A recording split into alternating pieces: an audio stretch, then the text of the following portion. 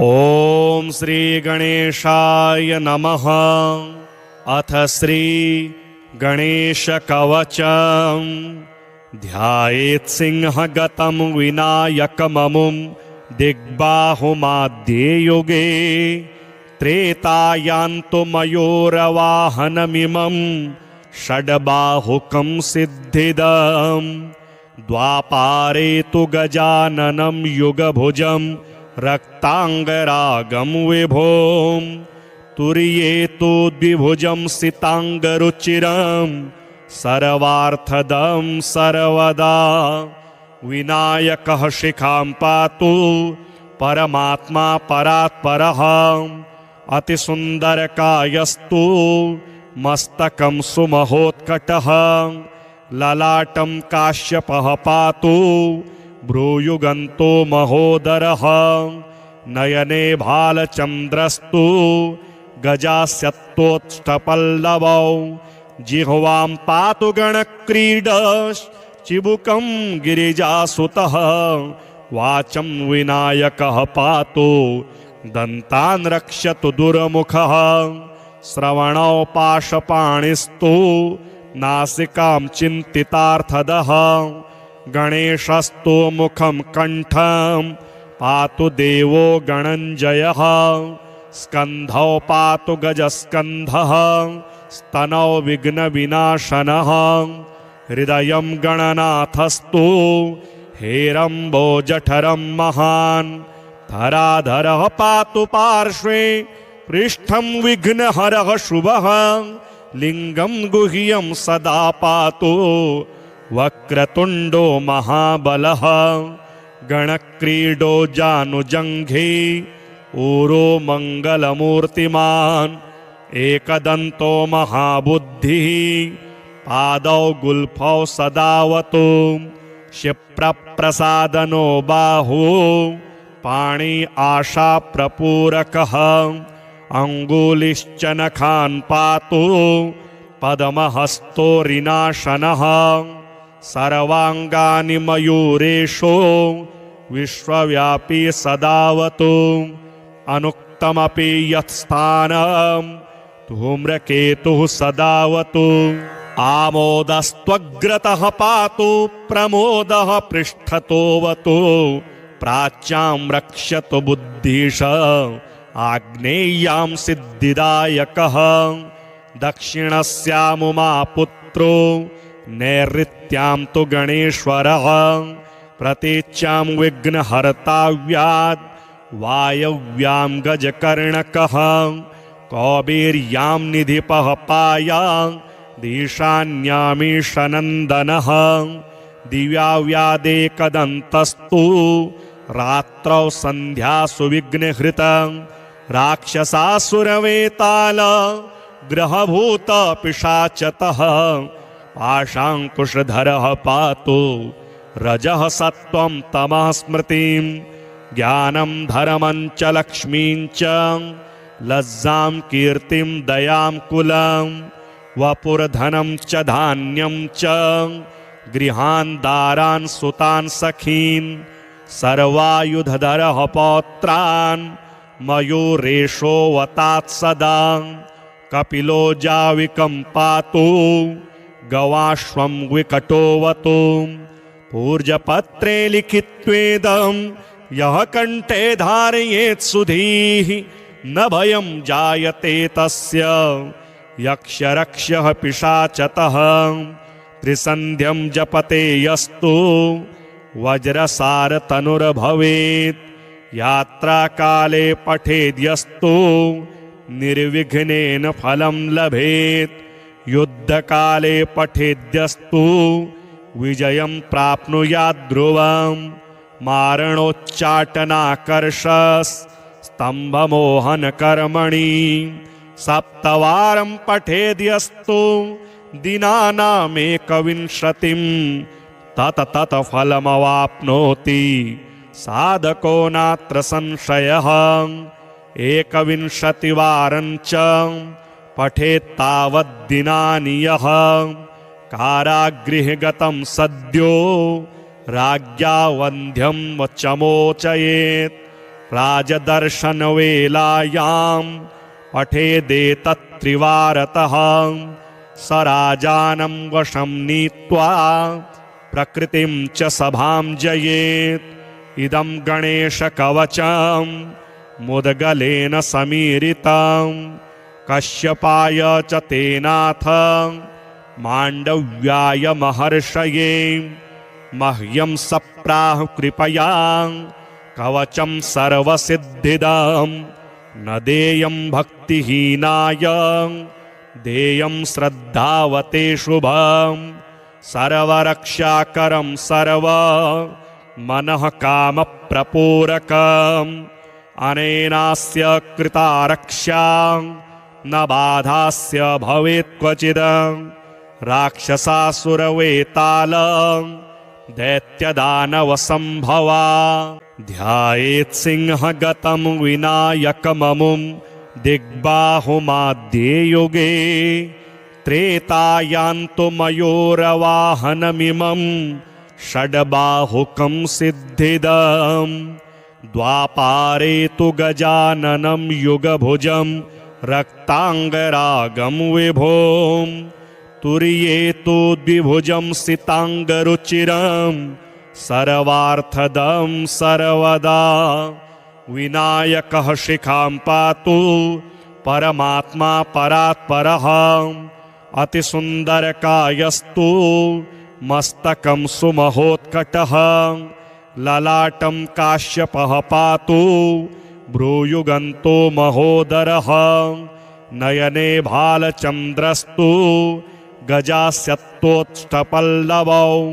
जिह्वां पातु गणक्रीडश्चिबुकं गिरिजासुतः। वाचं विनायकः पातु दन्तान् रक्षतु दुर्मुखः। श्रवणौ पाशपाणिस्तु नासिकां चिन्तितार्थदः। गणेशस्तु मुखं कण्ठं पातु देवो गणञ्जयः। स्कन्धौ पातु गजस्कन्धः स्तनौ विघ्नविनाशनः। हृदयं गणनाथस्तु हेरम्बो जठरं महान्। धराधरः पातु पार्श्वे पृष्ठं विघ्नहरः शुभः। लिङ्गं गुह्यं सदा पातु वक्रतुण्डो महाबलः। गणक्रीडो जानुजङ्घे ऊरो मङ्गलमूर्तिमान्। एकदन्तो महाबुद्धिः पादौ गुल्फौ सदावतु। क्षिप्रप्रसादनो बाहु पाणि आशाप्रपूरकः। अङ्गुलिश्च नखान् पातु पद्महस्तोरिनाशनः। सर्वाङ्गानि मयूरेशो विश्वव्यापी सदावतु। अनुक्तमपि यत्स्थानं धूम्रकेतुः सदावतु। आमोदस्त्वग्रतः पातु प्रमोदः पृष्ठतोऽवतु। प्राच्यां रक्षतु बुद्धिश आग्नेय्यां सिद्धिदायकः। दक्षिणस्यामुमापुत्रो नैऋत्यां तु गणेश्वरः। प्रतीच्यां विघ्नहर्ताव्याद् वायव्यां गजकर्णकः। कौबीर्यां निधिपः पाया ईशान्यामीशनन्दनः। दिव्याव्यादेकदन्तस्तु रात्रौ सन्ध्यासु विघ्नहृतं। राक्षसासुरवेताल ग्रहभूतपिशाचतः।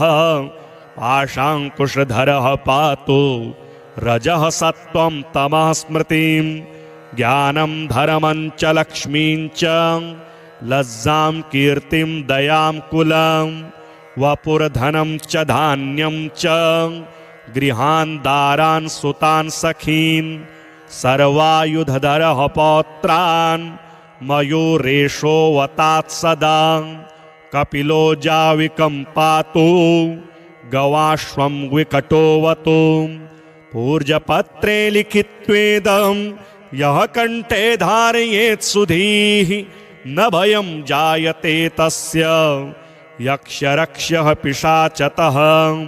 त्रिसन्ध्यं जपते यस्तु वज्रसारतनुर्भवेत् यात्राकाले पठेद्यस्तु निर्विघ्नेन फलं लभेत् युद्धकाले पठेद्यस्तु विजयं प्राप्नुयात् ध्रुवम् मारणोच्चाटनाकर्षस् स्तम्भमोहनकर्मणि सप्तवारं पठेद्यस्तु दिनानामेकविंशतिं तत फलमवाप्नोति साधको नात्र संशयः एकविंशतिवारं च पठेत्तावद्दिनानि यः कारागृहे गतं सद्यो राज्ञा वन्ध्यं वचमोचयेत् राजदर्शनवेलायां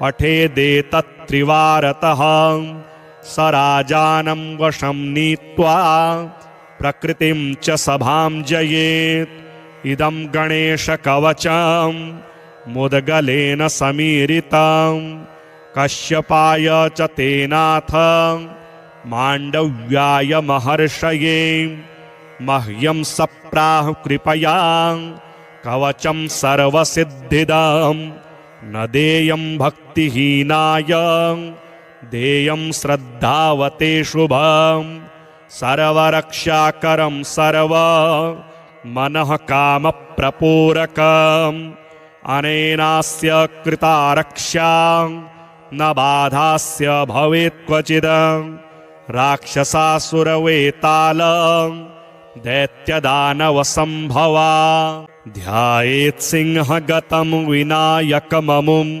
दिग्बाहुमाद्ये युगे त्रेतायान्तु मयूरवाहनमिमं षड्बाहुकं सिद्धिदम् द्वापारे तु गजाननं युगभुजं रक्ताङ्गरागं विभों तुर्ये तु द्विभुजं सिताङ्गरुचिरं सर्वार्थदं सर्वदा विनायकः शिखां पातु परमात्मा परात्परः अतिसुन्दरकायस्तु मस्तकं सुमहोत्कटः ललाटं काश्यपः पातु भ्रूयुगन्तो महोदरः नयने भालचन्द्रस्तु गजास्यत्तोत्ष्टपल्लवौ जिह्वां पातु गणक्रीडश्चिबुकं गिरिजासुतः वाचं विनायकः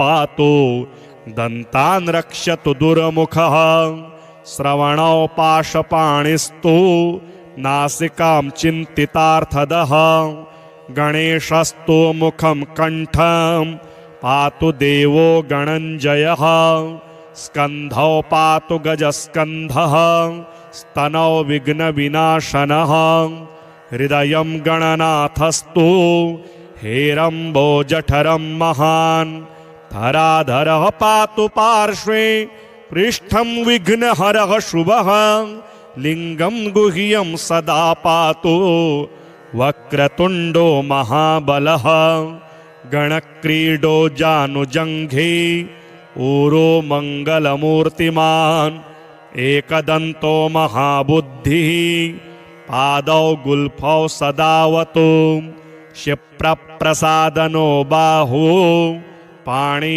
आशाप्रपूरकः अङ्गुलिश्च नखान् पातु पद्महस्तोरिनाशनः सर्वाङ्गानि मयूरेशो विश्वव्यापी सदावतु अनुक्तमपि यत्स्थानं धूम्रकेतुः सदावतु आमोदस्त्वग्रतः पातु प्रमोदः पृष्ठतोऽवतु प्राच्यां रक्षतु बुद्धिश आग्नेय्यां सिद्धिदायकः दक्षिणस्यामुमापुत्रो नैऋत्यां तु गणेश्वरः प्रतीच्यां विघ्नहर्ताव्याद् वायव्यां गजकर्णकः कौबीर्यां निधिपः पायां दीशान्यामीशनन्दनः दिव्याव्यादेकदन्तस्तु रात्रौ सन्ध्यासु विघ्नहृतं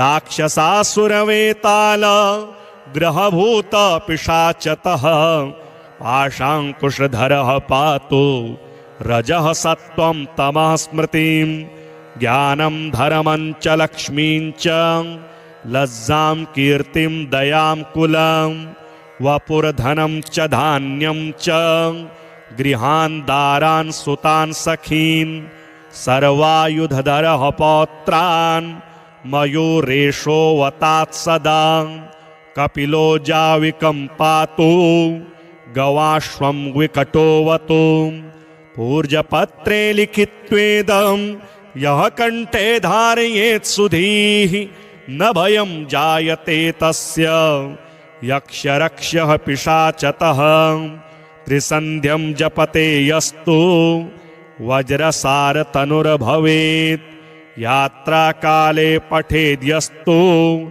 निर्विघ्नेन फलं लभेत् युद्धकाले पठेद्यस्तु विजयं प्राप्नुयात् ध्रुवम् मारणोच्चाटनाकर्षस्तम्भमोहनकर्मणि सप्तवारं पठेद्यस्तु दिनानामेकविंशतिं तत फलमवाप्नोति साधको नात्र संशयः एकविंशतिवारं च पठेत्तावद्दिनानि यः कारागृहगतं सद्यो राज्ञा वन्ध्यं वचमोचयेत् राजदर्शनवेलायां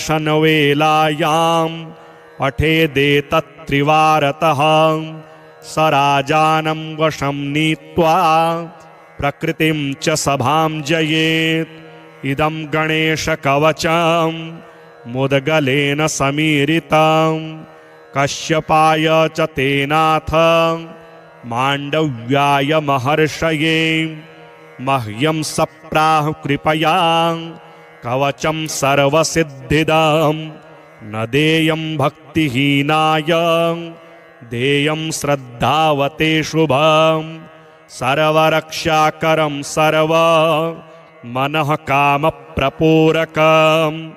अनेनास्य कृता रक्षा न बाधास्य भवेत् क्वचिद् राक्षसासुरवेताल दैत्यदानवसम्भवा ध्यायेत् सिंहगतं विनायकममुं दिग्बाहुमाद्ये युगे त्रेतायान्तु मयूरवाहनमिमं षड्बाहुकं सिद्धिदम् द्वापारे तु गजाननं युगभुजं रक्ताङ्गरागं विभों तुर्ये तु द्विभुजं सिताङ्गरुचिरं सर्वार्थदं सर्वदा विनायकः शिखां पातु परमात्मा परात्परः अतिसुन्दरकायस्तु मस्तकं सुमहोत्कटः ललाटं काश्यपः पातु भ्रूयुगन्तो महोदरः नयने भालचन्द्रस्तु गजास्यत्तोष्टपल्लवौ जिह्वां पातु गणक्रीडश्चिबुकं गिरिजासुतः वाचं विनायकः पातु दन्तान् रक्षतु दुर्मुखः श्रवणौ पाशपाणिस्तु नासिकां चिन्तितार्थदः गणेशस्तु मुखं कण्ठं पातु देवो गणञ्जयः स्कन्धौ पातु गजस्कन्धः स्तनौ विघ्नविनाशनः हृदयं गणनाथस्तु हेरम्बो जठरं महान् धराधरः पातु पार्श्वे पृष्ठं विघ्नहरः शुभः लिङ्गं गुह्यं सदा पातु वक्रतुण्डो महाबलः गणक्रीडो जानुजङ्घे ऊरो मङ्गलमूर्तिमान् एकदन्तो महाबुद्धिः पादौ गुल्फौ सदावतु क्षिप्रप्रसादनो बाहु पाणि आशाप्रपूरकः अङ्गुलिश्च नखान् पातु पद्महस्तोरिनाशनः सर्वाङ्गानि मयूरेशो विश्वव्यापी सदावतु अनुक्तमपि यत्स्थानं धूम्रकेतुः सदावतु आमोदस्त्वग्रतः पातु प्रमोदः पृष्ठतोऽवतु प्राच्यां रक्षतु बुद्धिश आग्नेय्यां सिद्धिदायकः दक्षिणस्यामुमापुत्रो नैऋत्यां तु गणेश्वरः प्रतीच्यां विघ्नहर्ताव्याद् वायव्यां गजकर्णकः कौबीर्यां निधिपः पायां दीशान्यामीशनन्दनः दिव्याव्यादेकदन्तस्तु रात्रौ सन्ध्यासु विघ्नहृतं राक्षसासुरवेताल ग्रहभूतपिशाचतः पाशाङ्कुशधरः पातु रजः सत्त्वं तमः स्मृतिं ज्ञानं धर्मं च लक्ष्मीं च लज्जां कीर्तिं दयां कुलं वपुर्धनं च धान्यं च गृहान् दारान् सुतान् सखीन् सर्वायुधधरः पौत्रान् मयूरेशो वतात् सदा कपिलो जाविकं पातु गवाश्वं विकटोऽवतु पूर्जपत्रे लिखित्वेदं यः कण्ठे धारयेत् सुधीः न भयं जायते तस्य यक्षरक्षः पिशाचतः त्रिसन्ध्यं जपते यस्तु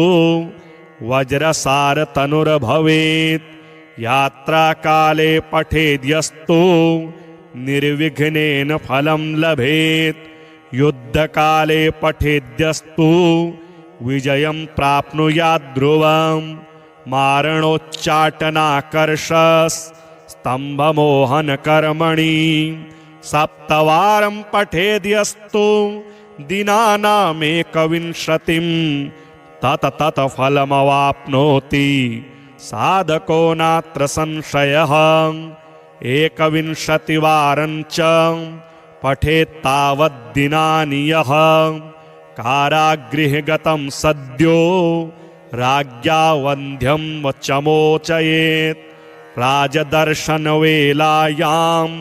पठेदेतत्त्रिवारतः स राजानं वशं नीत्वा प्रकृतिं च सभां जयेत् इदं गणेशकवचं मुद्गलेन समीरितं कश्यपाय च तेनाथ माण्डव्याय महर्षये मह्यं सप्राह कृपया कवचं सर्वसिद्धिदं न देयं भक्तिहीनाय देयं श्रद्धावते शुभं सर्वरक्षाकरं सर्व मनः कामप्रपूरकम् अनेनास्य कृता रक्षा न बाधास्य भवेत् क्वचिद् राक्षसासुरवेताल दैत्यदानवसम्भवा ध्यायेत् सिंहगतं विनायकममुं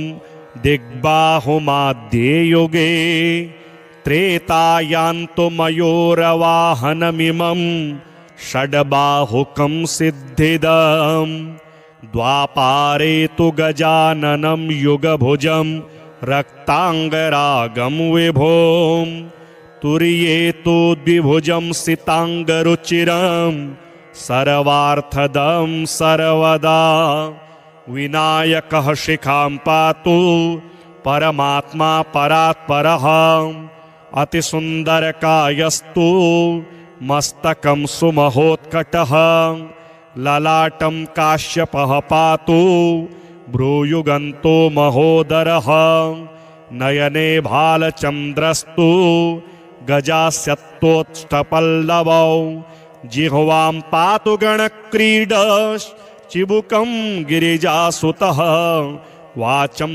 विनायकः पातु दन्तान् रक्षतु दुर्मुखः श्रवणौ पाशपाणिस्तु नासिकां चिन्तितार्थदः गणेशस्तु मुखं कण्ठं पातु देवो गणञ्जयः स्कन्धौ पातु गजस्कन्धः स्तनौ विघ्नविनाशनः हृदयं गणनाथस्तु हेरम्बो जठरं महान् धराधरः पातु पार्श्वे पृष्ठं विघ्नहरः शुभः लिंगं गुह्यं सदा पातु वक्रतुंडो महाबलः गणक्रीडो जानुजङ्घे ऊरो मङ्गलमूर्तिमान् एकदन्तो महाबुद्धिः पादौ गुल्फौ सदावतु क्षिप्रप्रसादनो बाहु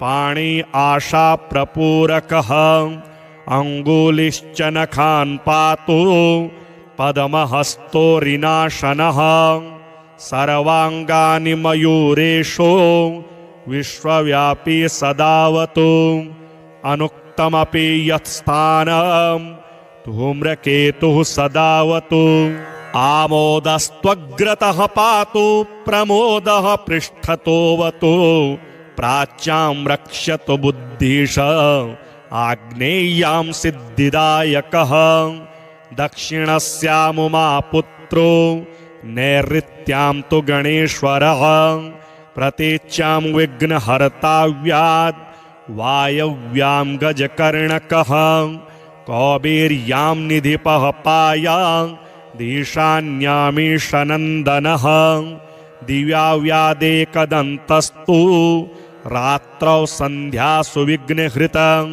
राक्षसासुरवेताल ग्रहभूत पिशाचतः पाशाङ्कुशधरः पातु रजः सत्त्वं तमः स्मृतिं ज्ञानं धर्मं च लक्ष्मीं च लज्जां कीर्तिं दयां कुलं वपुर्धनं च धान्यं च गृहान् दारान् सुतान् सखीन् सर्वायुधधरः पौत्रान् मयूरेशो वतात् सदा कपिलो जाविकं पातु गवाश्वं विकटोवतु पूर्जपत्रे लिखित्वेदं यः कण्ठे धारयेत् सुधीः न भयं जायते तस्य यक्षरक्षः पिशाचतः त्रिसन्ध्यं जपते यस्तु वज्रसारतनुर्भवेत् यात्राकाले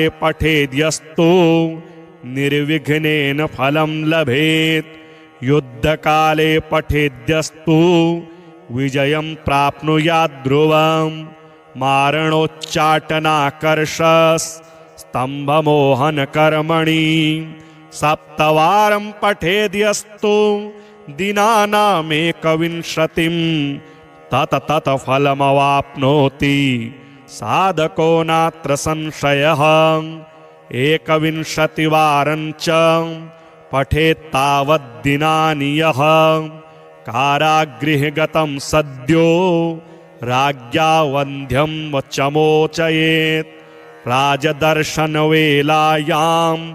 पठेदेतत्त्रिवारतः स राजानं वशं नीत्वा प्रकृतिं च सभां जयेत् इदं गणेशकवचं मुद्गलेन समीरितं कश्यपाय च तेनाथ माण्डव्याय महर्षये मह्यं सप्राह कृपया कवचं सर्वसिद्धिदं न देयं भक्तिहीनाय देयं श्रद्धावते शुभं सर्वरक्षाकरं सर्व मनः कामप्रपूरकम् अनेनास्य कृता रक्षा न बाधास्य भवेत् क्वचिद् राक्षसासुरवेताल दैत्यदानवसम्भवा ध्यायेत् सिंहगतं विनायकममुं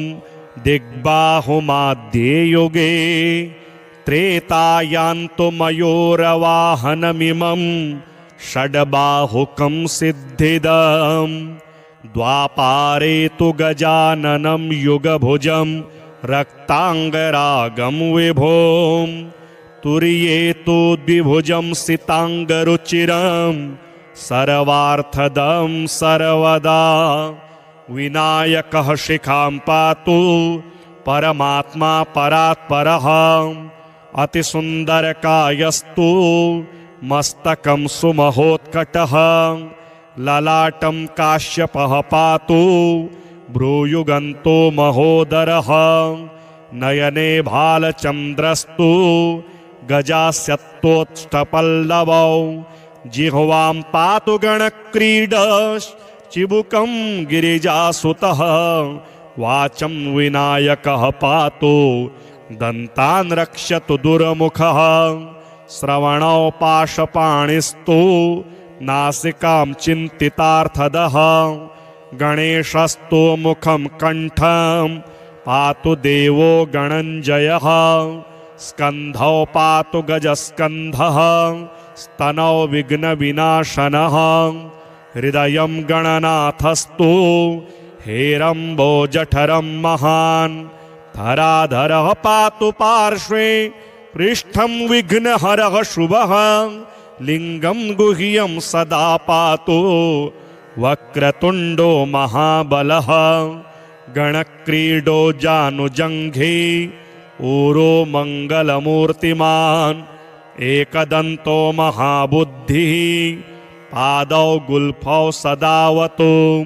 क्षिप्रप्रसादनो बाहु पाणि आशाप्रपूरकः अङ्गुलिश्च नखान् पातु पद्महस्तोरिनाशनः सर्वाङ्गानि मयूरेशो विश्वव्यापी सदावतु अनुक्तमपि यत्स्थानं धूम्रकेतुः सदावतु आमोदस्त्वग्रतः पातु प्रमोदः पृष्ठतोऽवतु प्राच्यां रक्षतु बुद्धिश आग्नेय्यां सिद्धिदायकः दक्षिणस्यामुमापुत्रो नैऋत्यां तु गणेश्वरः प्रतीच्यां विघ्नहर्ताव्याद् वायव्यां गजकर्णकः कौबीर्यां निधिपः पाया दीशान्यामीशनन्दनः दिव्याव्यादेकदन्तस्तु रात्रौ सन्ध्यासु विघ्नहृतं राक्षसासुरवेताल ग्रहभूत पिशाचतः पाशाङ्कुशधरः पातु रजः सत्त्वं तमः स्मृतिं ज्ञानं धर्मं च लक्ष्मीं च लज्जां कीर्तिं दयां कुलं वपुर्धनं च धान्यं च गृहान् दारान् सुतान् सखीन् सर्वायुधधरः पौत्रान् मयूरेशो वतात् सदा कपिलो जाविकं पातु गवाश्वं विकटोऽवतु पूर्जपत्रे लिखित्वेदं यः कण्ठे धारयेत् सुधीः न भयं जायते तस्य यक्षरक्षः पिशाचतः त्रिसन्ध्यं जपते यस्तु वज्रसारतनुर्भवेत् यात्राकाले पठेद्यस्तु निर्विघ्नेन फलं लभेत् युद्धकाले पठेद्यस्तु विजयं प्राप्नुयात् ध्रुवं मारणोच्चाटनाकर्षस्तम्भमोहनकर्मणि सप्तवारं पठेद्यस्तु दिनानामेकविंशतिं तत फलमवाप्नोति साधको नात्र संशयः एकविंशतिवारं च पठेत्तावद्दिनानि यः कारागृहे गतं सद्यो राज्ञा वन्ध्यं वचमोचयेत् राजदर्शनवेलायां पठेदेतत्त्रिवारतः स राजानं वशं नीत्वा प्रकृतिं च सभां जयेत् इदं गणेशकवचं मुद्गलेन समीरितं कश्यपाय च तेनाथ माण्डव्याय महर्षये मह्यं सप्राह कृपया कवचं सर्वसिद्धिदं न देयं भक्तिहीनाय देयं श्रद्धावते शुभं सर्वरक्षाकरं सर्व मनः कामप्रपूरकम् अनेनास्य कृता रक्षा न बाधास्य भवेत् क्वचित् राक्षसासुरवेताल दैत्यदानवसम्भवा